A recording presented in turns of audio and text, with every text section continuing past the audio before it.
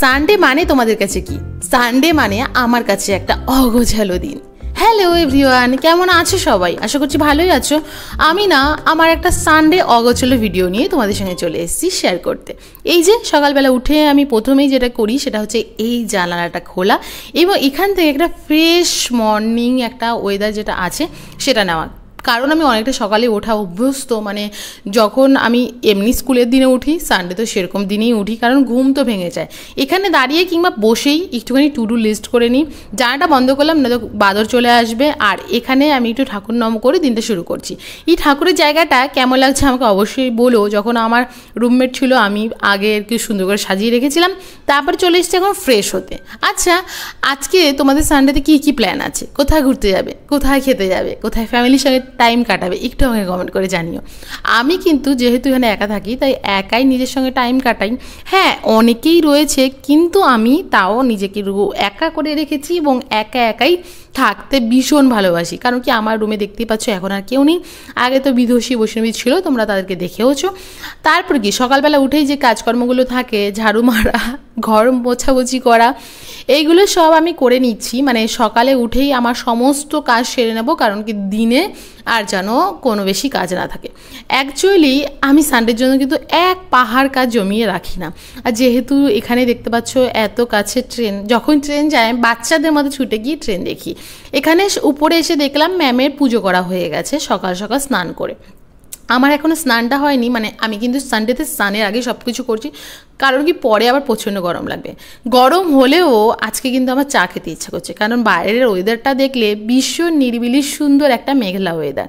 চা করে নিলাম। আর এই যে এই নমকিনটা আমার নিজে হাতে বানানো, মানে এই যে চানাচুর মতো যেটা বাটিতে দেখতে পাচ্ছ, এটা কিন্তু আমি নিজে বানিয়েছি। এটা আমার স্কুলে স্টুডেন্ট টিচার সকলেই খুবই ভালোবাসে। ভীষণ ঝাল ঝাল একটা সুন্দর রেসিপি, পরে তোমাদের সাথে কখনো শেয়ার করব। আর এখানে দেখো আমার ভাত হয়ে গেছে, মানে আমি চাটা নিয়ে এসেছিলাম, ভাতটা উপরে দিয়ে এসে তারপর আমি এখানে করছি পাঁপড় ভাজা।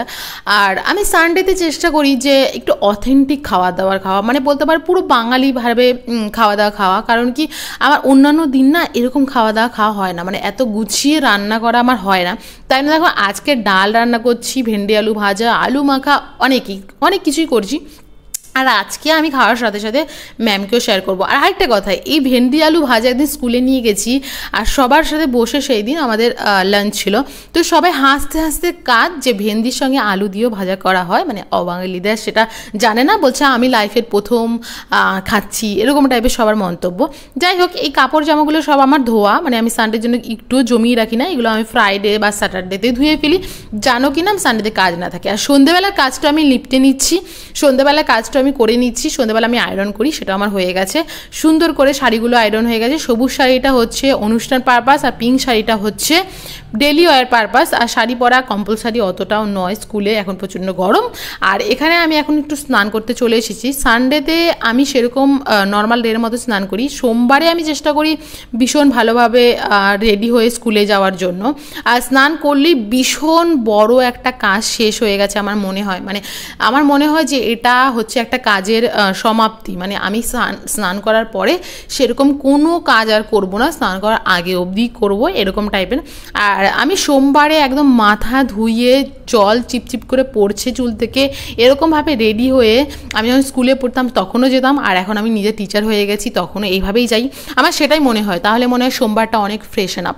আর সোমবারে একটু পুজো করা এসব যদি থেকেও থাকে। জলটা যখন খেতে গেলাম বিছানায় পড়লো একটুখানি, তাই জন্য মুখটা বেঁকালাম।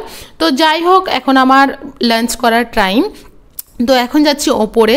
আজকে আমার সাথে লাঞ্চ করবে সোনাল ম্যামও। তো সোনাল ম্যামকেও আজকে আমি একটুখানি আমার অথেন্টিক খাওয়া দাওয়া খাওয়াবো, বুঝতে পারছো।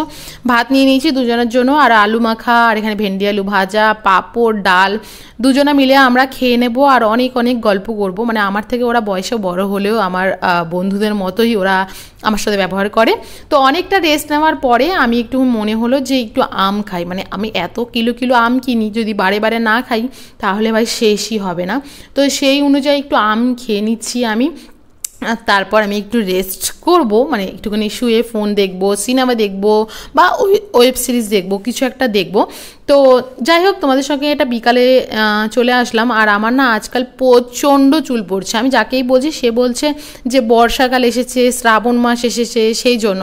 এই তোমরা আমাকে বলো তো যে বর্ষাকাল এসেছে, শ্রাবণ মাস এসেছে বলে এত চুল পড়ছে? আমার তো ভীষণ ভয় লাগছে ভাই, এত চুল কেন পড়ছে।